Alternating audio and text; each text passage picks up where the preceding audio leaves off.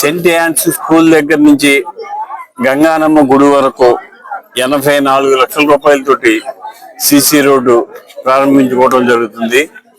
ఈ రోడ్డు చాలా ఉపయోగకరమైన రోడ్డు. ఈ స్కూల్ ఉండటం ఒకటి, ఈ ప్రాంతవాసులందరికీ కూడా శాశ్వత పరిష్కారం చేయాలని ఆలోచన చేసి సిసి రోడ్డు శాంక్షన్ చేశాం.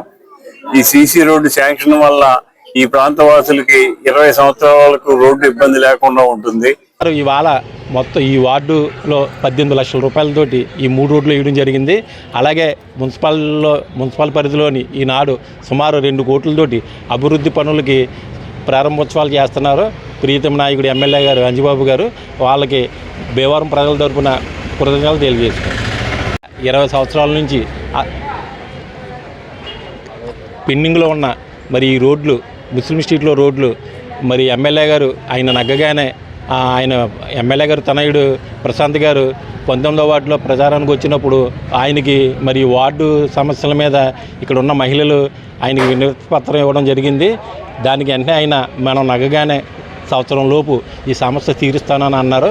దానికి అనుగుణంగా ఆయన ఎమ్మెల్యే గారితో చెప్పి ఈ రోడ్డు సమస్య తీర్చారు. ఇవాళ ఎమ్మెల్యే గారు అలాగే టీడీపీ ఇన్ఛార్జ్ తోట సీతారామలక్ష్మి గారు, శారద గారు, బండి రమేష్ గారు ఇలా ఆధ్వర్యంలో ఈ ప్రారంభోత్సవం జరిగింది.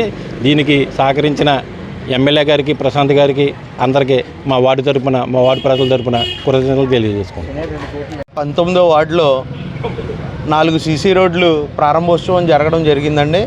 ఇది ఎలక్షన్ సమయంలో క్యాన్వర్సింగ్ వస్తున్నప్పుడు ప్రశాంత్ గారు, ఎమ్మెల్యే గారు తనయుడు ప్రశాంత్ గారు వచ్చినప్పుడు ఇక్కడ ముస్లిం మహిళలు మా వార్డుకి సంబంధించి 4-5 రోడ్లు ఎప్పుడు వానకి వర్షానికి మునిగిపోతున్నాయని ఆయనకి వినతి పత్రం ఇవ్వడం జరిగింది. గెలిచిన వెంటనే మా సహకారం ఎప్పుడు ఉంటుంది, గెలిచిన వెంటనే నేను దీన్ని పరిష్కరిస్తాను అన్నారు. ఆయన చెప్పినట్టుగానే గెలిచి సంవత్సరం అవ్వకముందే ఎమ్మెల్యే గారి దృష్టికి తీసుకెళ్లడం జరిగింది. ఈ సీసీ రోడ్లు వేయించడం జరిగింది. గతంలో 15 సంవత్సరాలుగా ఈ రోడ్డు సమస్య ఇట్లాగే ఉన్నది.